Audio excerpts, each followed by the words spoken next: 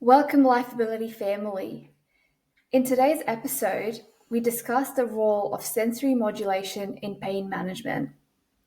Our guest speaker, Dr. Cate Sinclair, is an occupational therapist with over 30 years of experience working with children, adolescents, and adults in senior clinician and managerial roles in public health, community and mental health, and private practice. Cate has a particular interest in the impact of chronic ill health, such as pain, fatigue, disease states, and the complex impact of these states on the mind, body, and capacity to function. Cate's aim is to foster feelings of safety and growth through connection to helpful sensations, actions, and relationships. Dr. Cate combines occupational therapy, sensory modulation, expressive therapies, and trauma-informed care to create a therapeutic relationship and process which is individualized for the client's specific needs. I hope you enjoy today's episode. Welcome, Cate Sinclair, to the Lifability Podcast. Thank you so much for being on here, and I'm really excited to have this conversation with you and talk all things about pain management, but particularly sensory modulation. So I'd love for us to start off with maybe you giving us a little bit about your journey into pain management and specifically introducing sensory modulation. Okay, then. So thank you, Shradha. Thank you very much for inviting me to the podcast. My journey into pain management started, I was about 20 years ago, actually. I was working in pediatrics and general pediatrics with a mental health kind of perspective and started working at the Children's Pain Management Clinic at the Royal Children's Hospital in Melbourne. And what I observed from the work that I was doing with children and with families is that many of the children that I was seeing had sensory issues similar to the kind of issues that I'd seen in mental health settings for children. And so I began to do sensory profiles and get a sense of the kind of patterns that I was seeing and how that was impacting children's pain and also their capacity to manage day-to-day life and adolescence as well, and kind of seeing how that played out in families and school settings. That actually, that actually led me to doing some more research, because when I started looking at the evidence, there was very little evidence about sensory modulation and pain.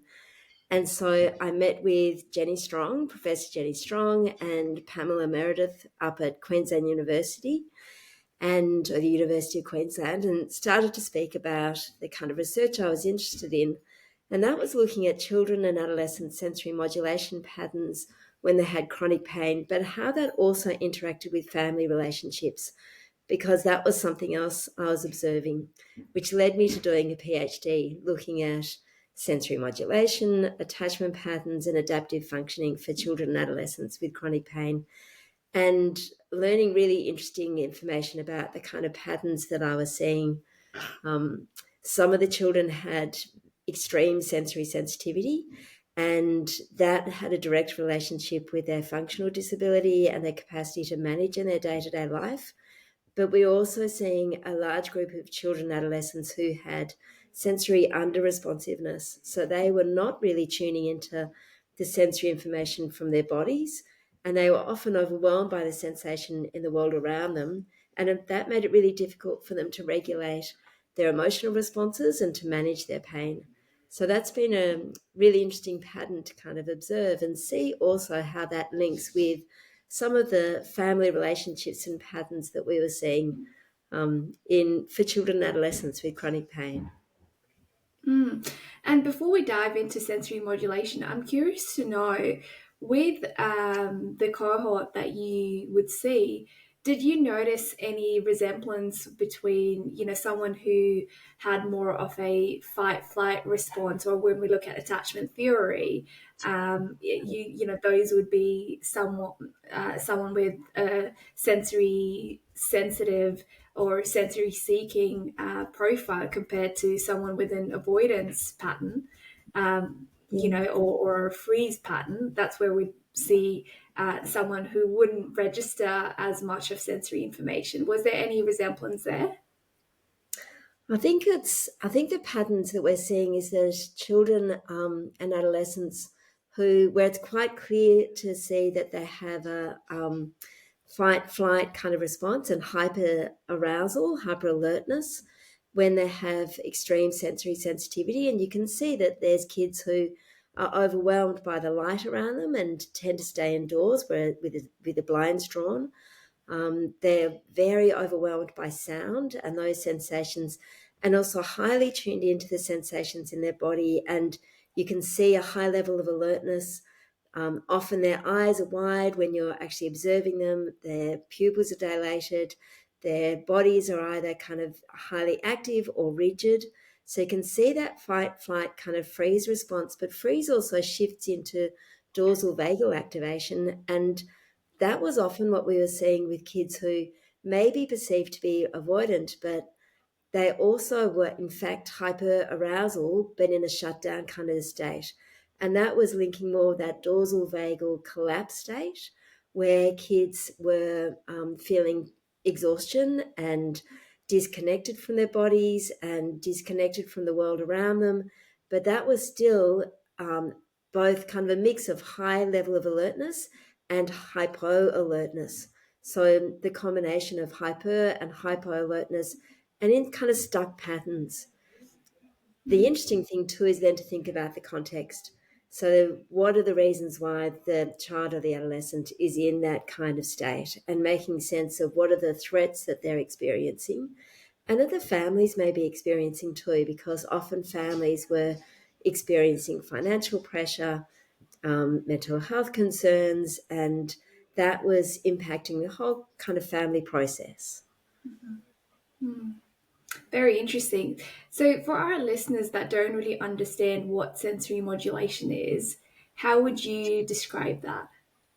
So sensory modulation is the way that our nerves, so that's all the different nerves that we've learnt about at school and some of the other nervous systems as well. We've got our sight, our touch, our hearing, our taste, and our smell, but also proprioception, so that awareness of where we are in space, and vestibular sensation, which is our balance sense, and interoception, so those internal sensations we have with feelings.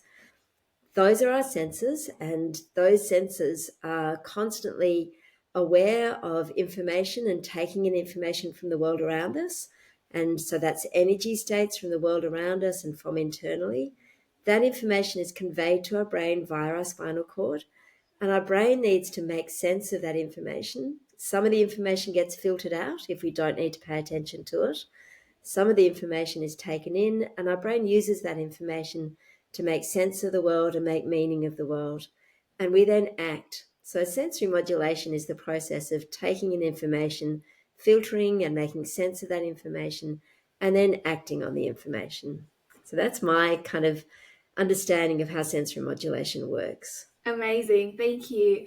And when we're looking at pain management in specific, how does sensory modulation impact, the level of pain someone might feel?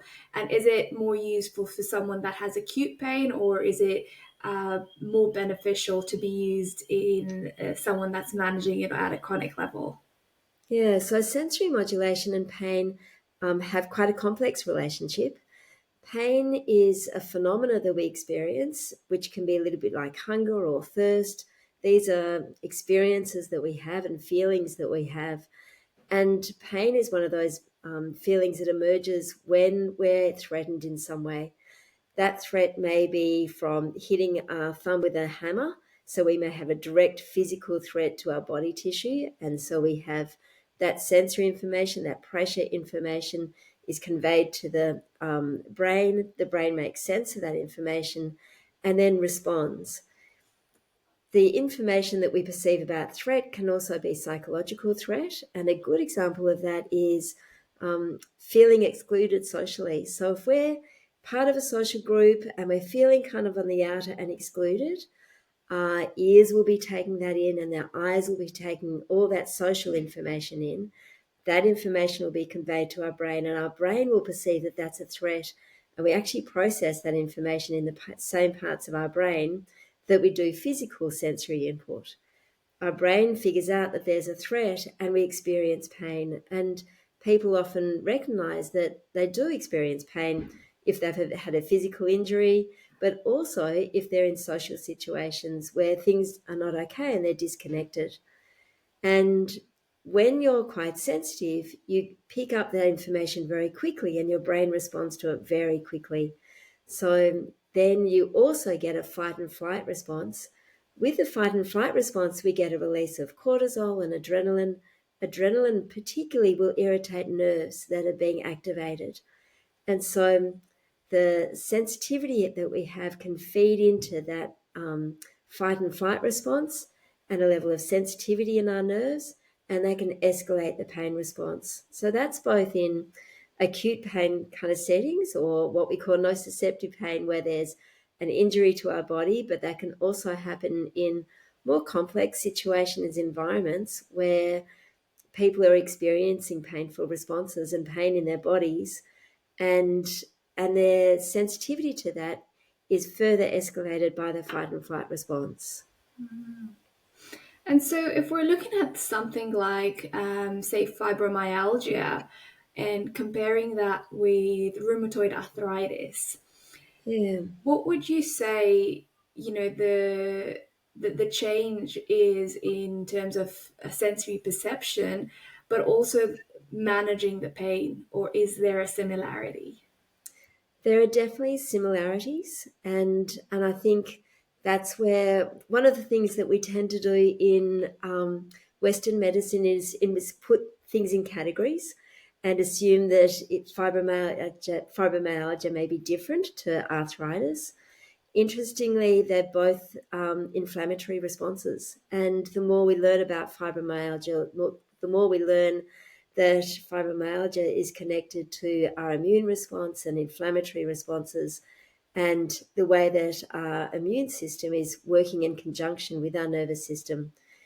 In rheumatoid arthritis, there's specific conditions and there's changes that are happening within joints and to the cartilage, and there's swelling in the joints, and that localized swelling will be pressure and chemical and temperature sensations that will be picked up by the brain, and the brain will bring our awareness to our joint through pain, and we can have very painful experiences with rheumatoid arthritis. With fibromyalgia, that experience can be felt throughout the whole body. So it tends to be widespread pain, but it is also related to an inflammatory response. And that's something that people can experience very early in life. And at the Children's Pain Management Clinic, we are seeing children, and it's really young adolescents. That's the time, the developmental time, when we actually develop more of those inflammatory responses. And we're beginning to see that kind of pain also being experienced by people with fibromyalgia and throughout the whole body. Sensory sensitivity is related to increased pain intensity for both fibromyalgia and for rheumatoid arthritis. My area is pediatrics, so I know juvenile idiopathic arthritis, and the research has shown that there is an increased sensitivity for people who do have rheumatoid or idiopathic arthritis. Mm-hmm. And I want to dive into interoception. If we can go into it a little bit deeper, because that's one bodily sense that a lot of people don't understand. It is one of our internal sensory systems rather than, the external ones that we've got. But if you could shed a bit more light into that, but also, how much of that impacts on our ability to sense pain, and it's a little bit like the chicken or the egg. If we're feeling so much pain and we don't want to feel that, do we try and numb that pain out by not feeling, or is it the other way around? Oh, okay. So there's a couple of important questions in there. Thank you, Shradha. So if we start with interoception and really making sense of how interoception works. So within our body, there are lots of nerves that are embedded in our different bodily systems, such as our joints and our gastrointestinal system, our heart and our lungs. And we get sensory information from those different body parts, which give us interoceptive information. So we know about where our body is in space, and that information comes from the joints. We also get a lot of information from our gut and the nerves that are embedded in our gut, and those nerves will pick up changes in our gut and tell us very quickly about whether there's something happening in the world around us. So that's directly linked with our protective system, so our sympathetic nervous system. And if there's something that's worrying us or something that we're not okay about, we often get a gut feeling about it. And those feelings, the nerves picking up that there's a change in our gut and the way that our gut's working in response to the world around us.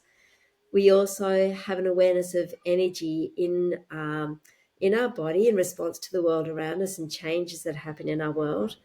And those energy states are called vitality affects. So it looks at the different levels of energy in those states, and they're within our chest, so within our heart and our lungs, and we get sensory information about tiny changes that are happening within our body, again in response to what's happening around us.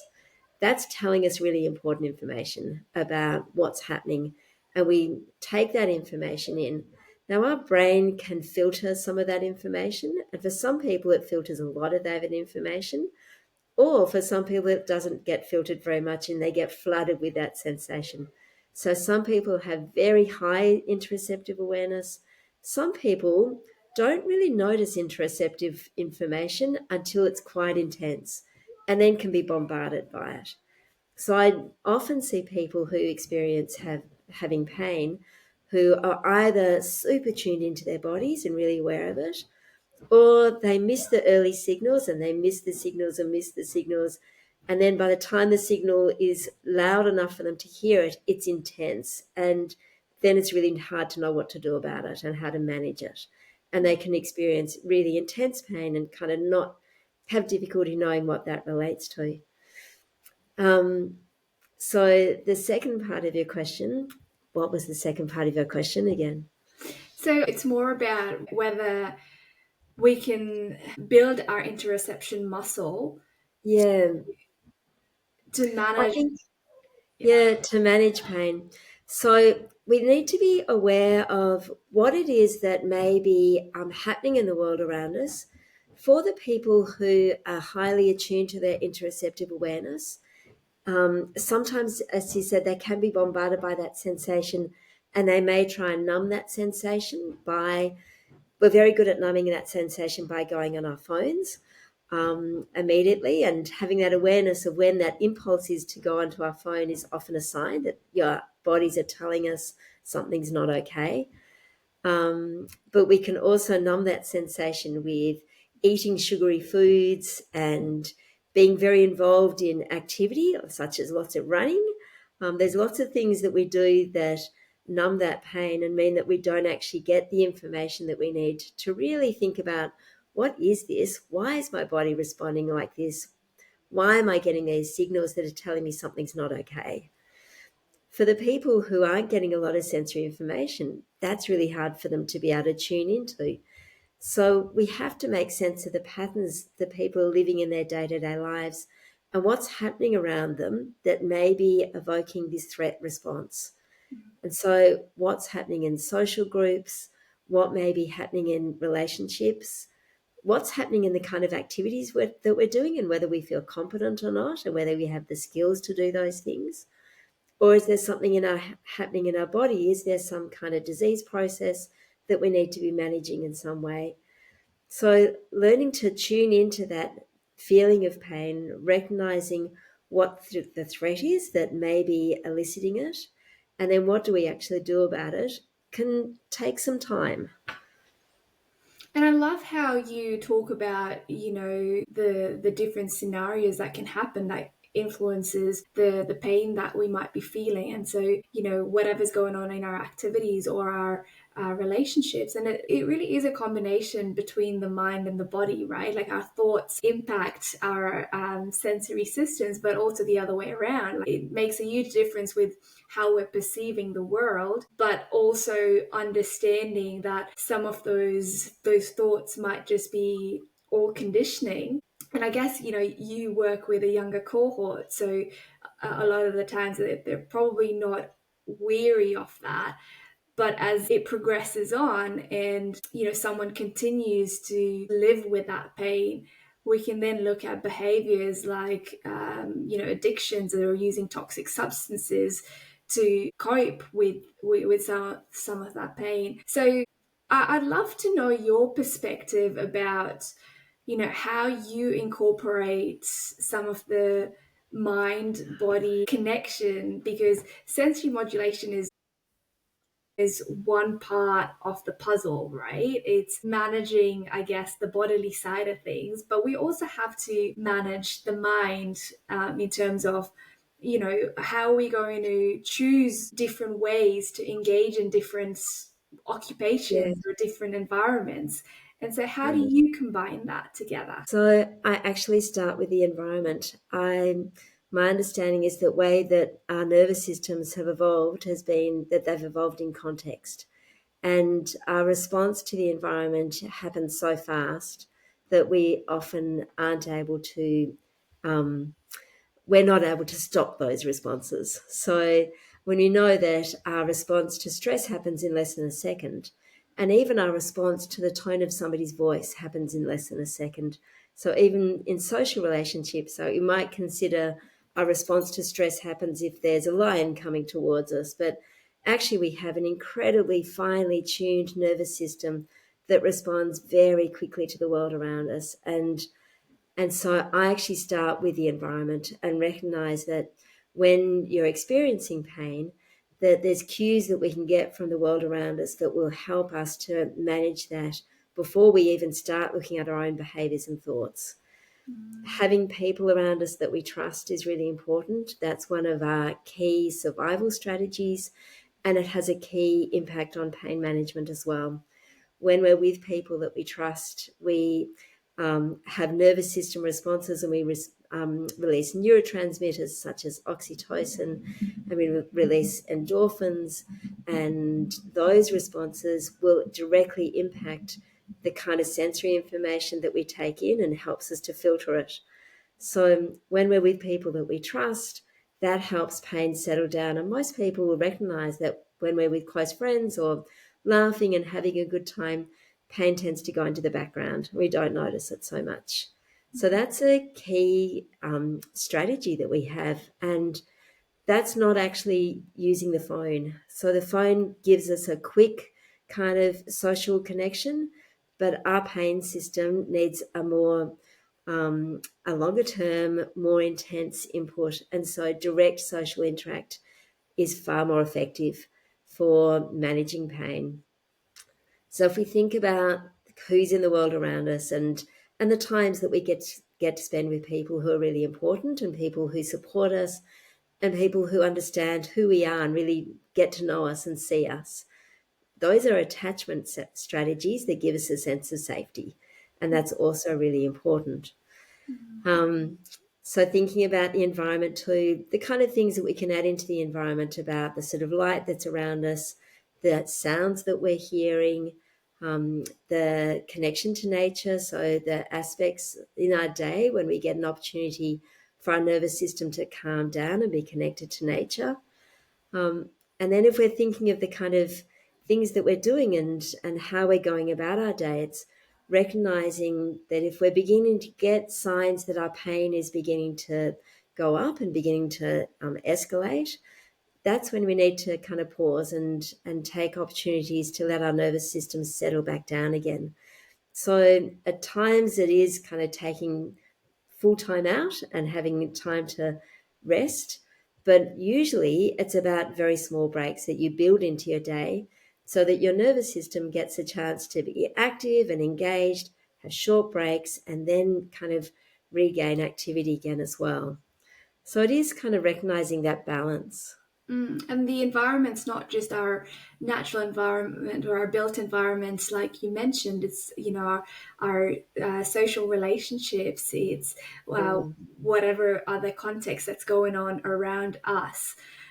So, for someone that's been experiencing chronic pain, whether they're at school or in a workplace, what are some basic strategies that they can implement from a sensory modulation point when they're starting to become aware of their pain? So we've got some key sensory processes that will calm our nervous system. We know that deep pressure, so the kind of pressure that we get if we're sitting under a heavy blanket or heavy cushions, or if we feel the hug of somebody that we trust and feel comfortable with, or if we're squeezing something, that kind of deep pressure will calm down our nervous system. The way that that sensory input works is that that sensory input and the nerves that are activated by deep pressure, so our C fibers, which are different nerves to our light touch nerves. Our light touch nerves are the kind of nerves that will alert us to spiders walking on our hands. So light touch tends not to work. Deep touch is really helpful. So if we look at ways that we can access deep touch during a day, and deep pressure during a day, that's really helpful. Therapy is one of the key things that I find works well. Therapy is a putty that you can get that's built to have some rubber in it, and it warms up. And when you squeeze that and stretch it, particularly between both of your hands, and get sensory input that's bilateral, which means you're getting sensory input from both sides of your body, that has a key regulating effect on your brain. The information bypasses the reticular formation, which is the part of our brain that will activate our alertness. So it bypasses that, goes to the thalamus, and goes straight to the sensory part of our brain that lets our brain know that this is where my body is in space. And that is calming information in an emotional way as well as a physical way. So if we look for ways that we can embed deep pressure into our day-to-day lives, that can be helpful. If we look at ways that we can access warmth is something else that can be helpful and calming. And some people find that wheat bags or other warm packs can be something that assists, especially things like wheat bags that are draped over the shoulders and you get some extra sensory input that way. That can be very helpful. We need to be aware of as I said earlier, the light and the sound that's around us as well. So those kind of strategies, sensory strategies, are things that we can look at how we can build that into our occupations and our day-to-day activities and the daily pattern of our activities to help us regulate our system so that we don't have pain that kind of starts in the morning and then builds up and builds up and builds up throughout the day so that you end up exhausted by the end of the day. The aim is to notice when it begins to build up and settle it back down again. That way we're working with the way our natural regulatory systems work. Yeah, brilliant. And in terms of proprioception, are there any specific movement or body positions that you can recommend for someone to engage in so that they can receive that input that they're needing? So full body movement is helpful. The job of pain is to get us to pay attention. And so pain will get us to focus on the area of the body that that the brain is most concerned about. And so we may end up with specific pain sites. Some people will have more broad kind of widespread body pain, such as people who do have fibromyalgia. But the way that pain works is that our brain will be focused on pain and that body part. What I tend to focus on instead is how can we get your brain to focus on your body boundaries and your full body so that it begins to lose that attention on just the focus on pain. Balance is one thing that's very helpful as well as proprioceptive input. So when we're balancing, our brain has to keep our whole body upright. And so to do that, it has to switch on our postural muscles. It has to balance both sides of our body. There are some beautiful yoga poses that incorporate balance. and just general balance, like standing when you're making a cup of tea, standing on one foot, or when you're cleaning your teeth, standing on a foot. Just beginning to use balance, or taking a pause in your day to just stand up and away from your desk and balance for a bit on one foot and then the other foot. When that happens, you'll notice that your brain doesn't pay attention to the pain so much because it's got to keep you upright. And so that sensory input is very calming. Again, it reinforces our body boundaries, our boundaries and awareness of where we are in space. And that has an emotionally calming effect as well as physically calming. So from appropriate perspective input, and that's that awareness of where our whole bodies are in space, we're looking at movement that uses all our joints, but slow, gentle movement is really helpful, and sometimes movement that's got some resistance. So I often look up doing just slow motion walking even is helpful, and having mindful awareness of the pressure of our feet when it's touching the floor, the rhythm of the movement of our arms. Any proprioceptive movement that's got rhythm is also very helpful. Rhythm is fantastic for our minds. Pain, the other aspect of pain is that we're never quite sure what the pain's going to do next. And there can be a worry that the pain's going to get worse. And again, pain will actually generate some of those thoughts, because when we're in a high level of alertness, we're more likely to have catastrophic worry thoughts. So pain is always making us think, oh, what's going to happen next is going to get worse. When we have rhythm, we know that what's going to happen next is the next movement. So if we're focusing on the movement of our body when we're walking, that gives us predictability. If we're sitting in a rocking chair and we're focusing on backwards movement, forwards movement, that lateral movement is very calming for our body, but it also has that predictability. So the key things that I'm looking at is movement that has awareness of our whole body, that has an awareness of rhythm, and uses some balance in a very calm, organized way.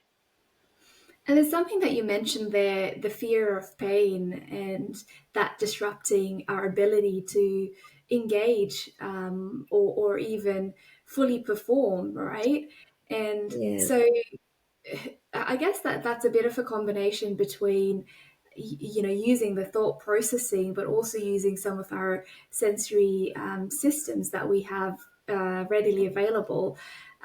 For someone that has been experiencing a lot of pain and now subconsciously just numbs it out, what are some of the ways that they can start improving their awareness to the pain rather than numbing it out? So we start by very small steps and wins. As you're saying, we can have an instinctive response to numb it out. And we now have some tools that are fantastic at numbing out. So the research has shown that for children who have burns, when they need to have their burns dressings changed, they need to have anesthetics usually. But if they're playing virtual reality games, they don't need to have anesthetics. Okay, so for some reason we've had a technical issue and the rest of the conversation unfortunately wasn't recorded. I know that you would have had a wealth of knowledge and wisdom that you received from the conversation that Cate and I had, and we hope to come back in round 2. But for the moment, please share and subscribe, and I hope you enjoyed it as much as I did. Until next time, asante sana.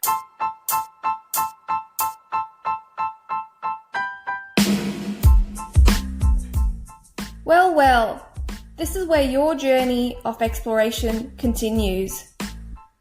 Please subscribe to the Lifability Podcast so that you can stay tuned when new episodes come online. You can also follow us on Facebook and Instagram. The mission at Lifability is to inspire you to create a more fulfilling life for yourself and improve your quality of life. So why not share this podcast with your loved ones and create a ripple effect together?